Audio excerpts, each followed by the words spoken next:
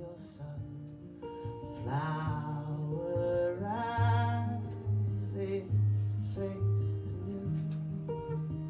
So she sprouted on the 4th of May 1949, and before I go on, as soon as I say that, I realise I've just done a big no-no, because above all, she didn't want me to give her age away.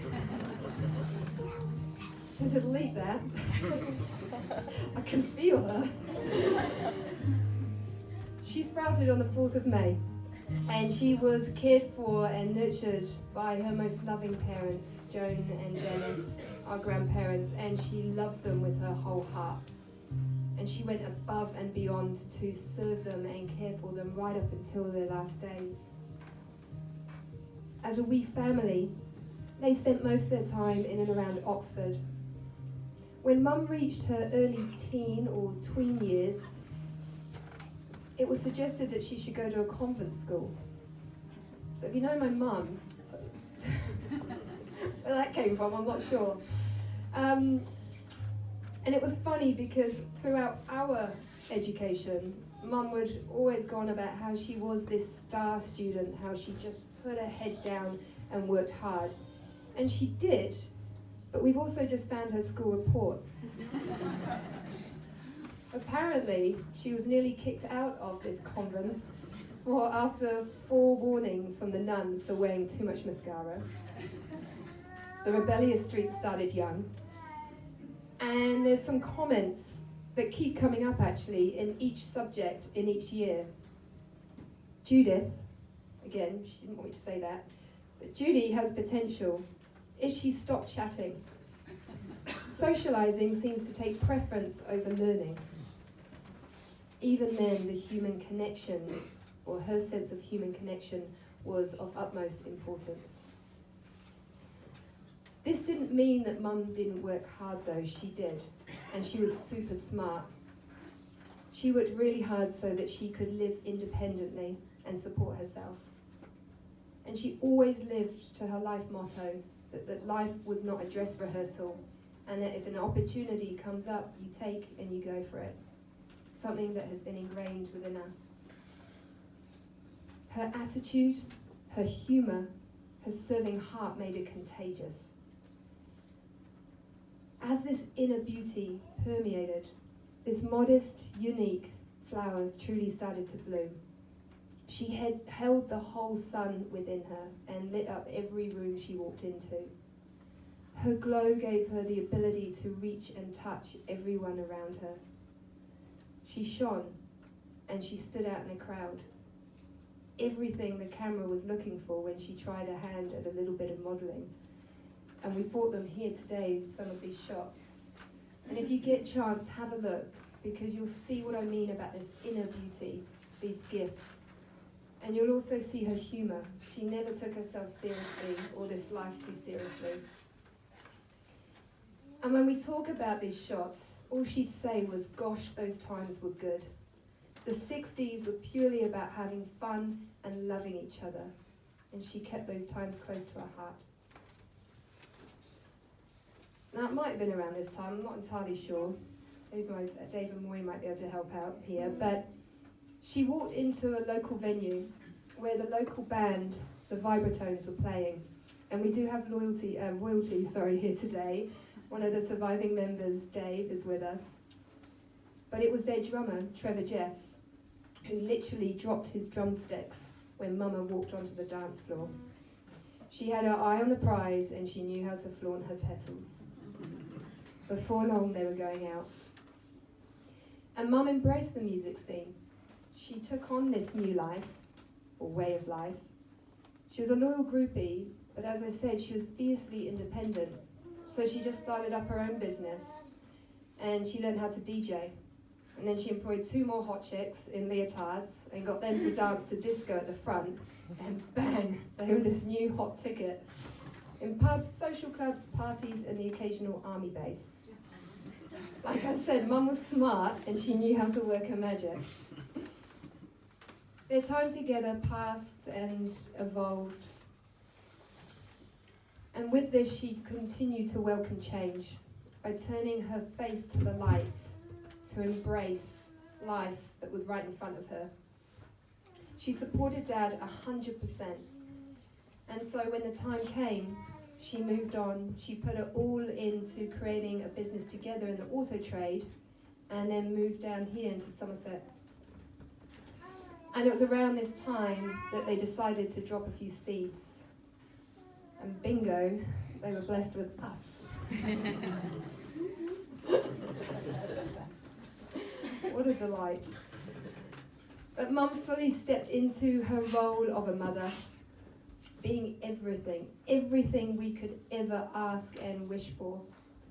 Her heart of gold expanded and opened even more to protect us, to nurture us, to guide us. And her heart was always offered as a home to always come back to, as well as being a place that set us free.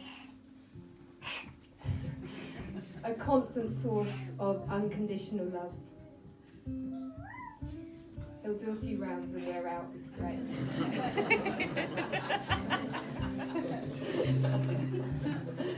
And perfect timing, because I'm going to ask his dad now, one of the seedlings, to come up and say a few words, Mama, to you on behalf of all of us.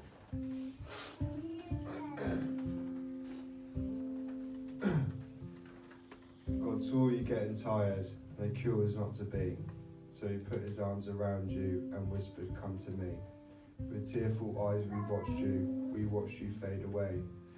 Although we love you dearly, we could not make you stay. A golden heart stopped beating, hard-working hands at rest. God broke our hearts to prove to us he chose to take the best.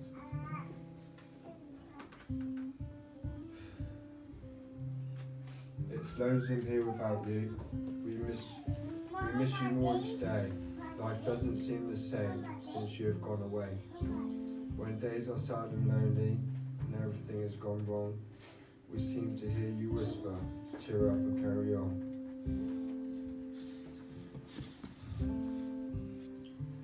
Each time we see your picture, you seem to smile and say, "Don't cry. I'm in God's hands. We'll meet again someday."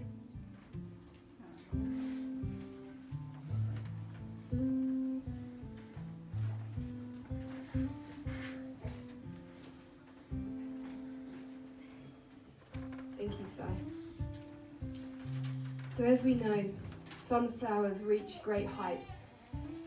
They have the ability to grow out of the darkest depth of the soil into light, and then, as I mentioned, continue to move onwards and upwards, beyond any challenges that surround them. But these challenges did test Mum. She fought a tough battle to keep Dad's heart open and their love alive. Yet sadly lost him to alcohol, and he passed away a few years later. She did find love again though, with a man named Judi. He was kind and gentle, and eventually she trusted him and his heart and surrendered into his love when he asked her to marry him. A few months later, he died of a sudden heart attack. After her heart had been smashed into a million pieces, she never imagined being able to love or being loved again in this way. Until our beautiful Clive came along. He treaded ever so carefully, and he welcomed all of us into his loving arms. He managed to fill the cracks of Mum's heart with light, warmth, and pure, honest love. We were so lucky to have him for 25 years. And they rebuilt their life together. They made lots of life changes so that they could spend every moment of every day with each other. They had to, because just a couple of years into their relationship, Clive was diagnosed with lots of complicated illnesses. This was ongoing, and it meant that they spent a lot of time in and out of hospital, sometimes months at a time. But every step of the way, Mum walked it beside him. And during this time, Mum also lost her two parents. She was the only child. How she managed is beyond us, because now the boys and I are in a similar situation. We don't have any parents, and I don't know what I'd do without them.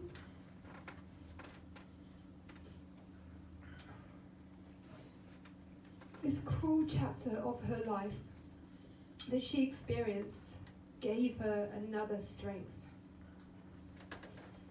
A strength that is almost unimaginable. Her kind force and her gentle steadiness continue to move on up and through her, constantly rising from darkness into light. Not only was she a symbol of joy and of warmth, of vibrancy, and of beauty, but she was also a symbol of sheer courage, strength, resilience, and grace. And through this, yet somehow her sun would still shine for us, even bringing smiles to the shadows that loomed over her.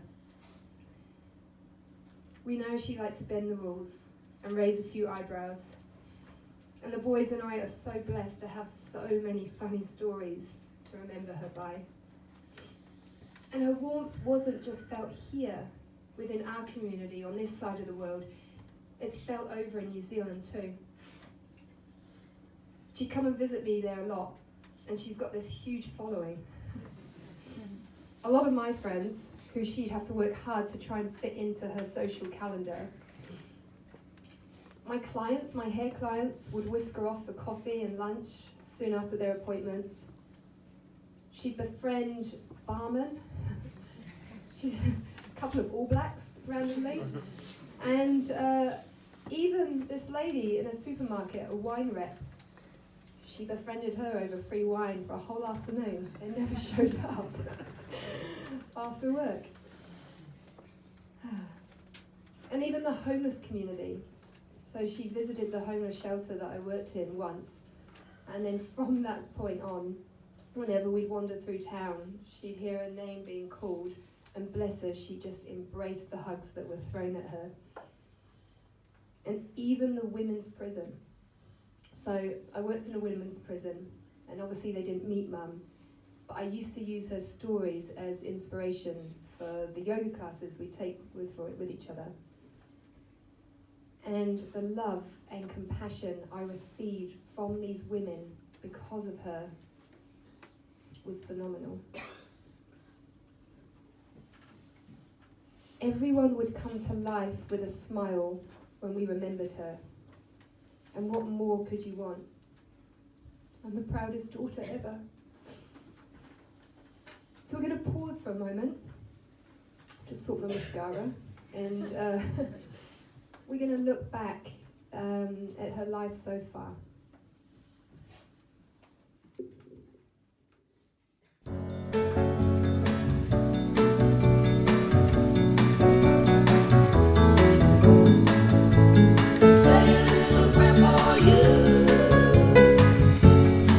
When I wake up, before I put on my makeup, I say a little prayer for you.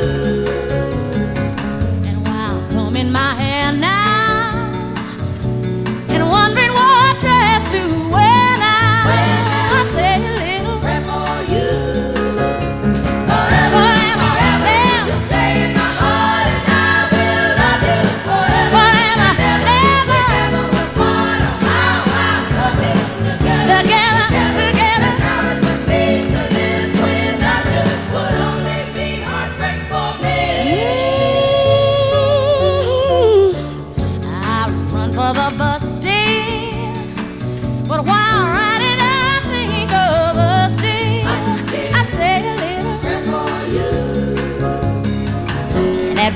I just take time, and all through my coffee break time, I say a little prayer for you. Forever and ever, stay in my heart, and I will love you forever and ever. The bottom of my